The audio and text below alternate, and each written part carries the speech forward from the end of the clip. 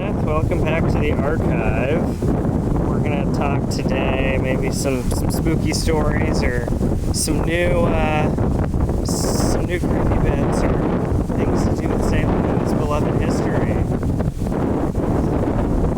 What can I say? There's always a few subjective stories about Salem and my own. Which person do I want to offend right now? That's the matter of that question. I don't know. I think if they're dead, I think ghosts don't get offended too easily. Well, They haven't sent any complaints yet. I'll tell you this story.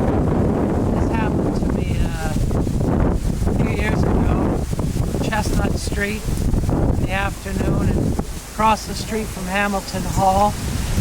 I was directing my guest's attention to Hamilton Hall. I was about to speak about it.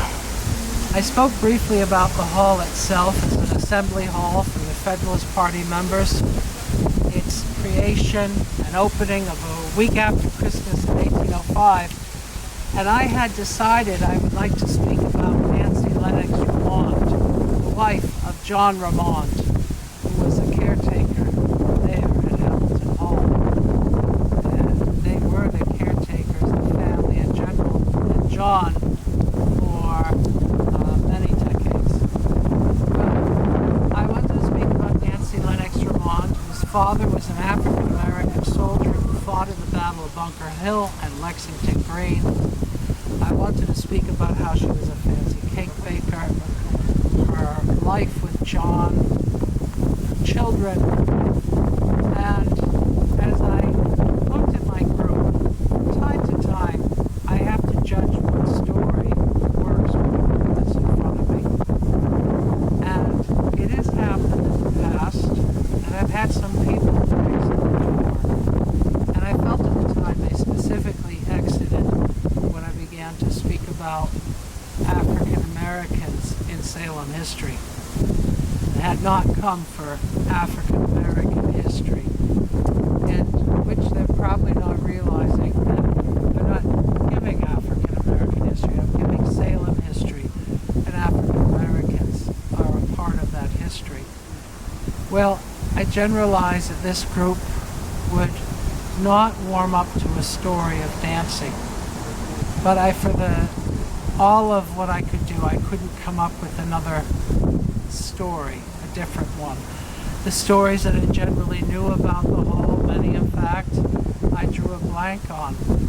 And so I found myself in that moment before speaking in front of my group, saying to myself, Nancy, nobody wants to hear your story.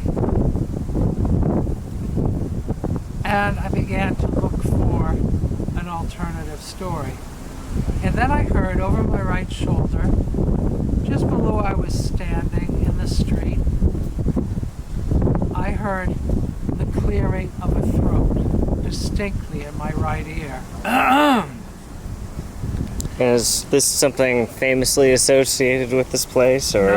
No, it's just my experience for the first time.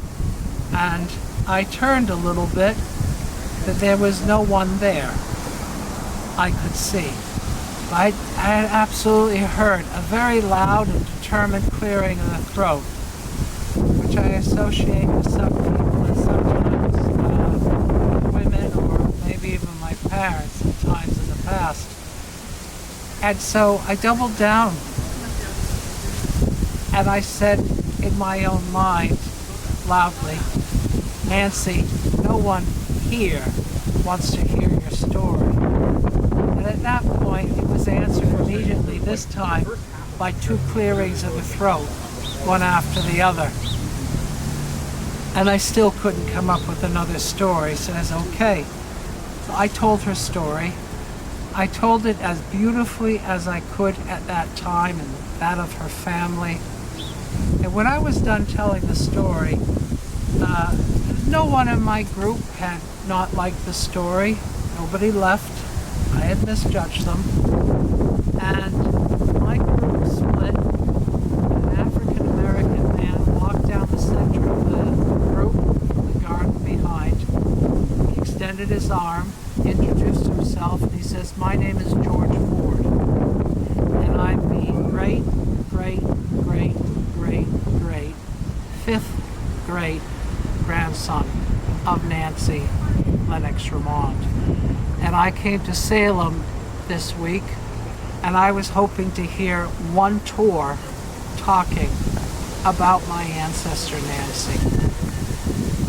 I heard 3 clearings in the throat, wondered why, couldn't do anything else but tell the story that had to be told, and I got instant confirmation immediately afterwards that someone was in fact here to hear her story.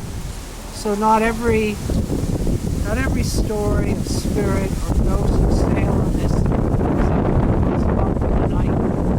Sometimes spirit has something to say in the daytime. And so you could say it was for another reason it happened. It wasn't at all spiritual or ghostly, but I can't reconcile that. Okay. Well, thank you, Kenneth.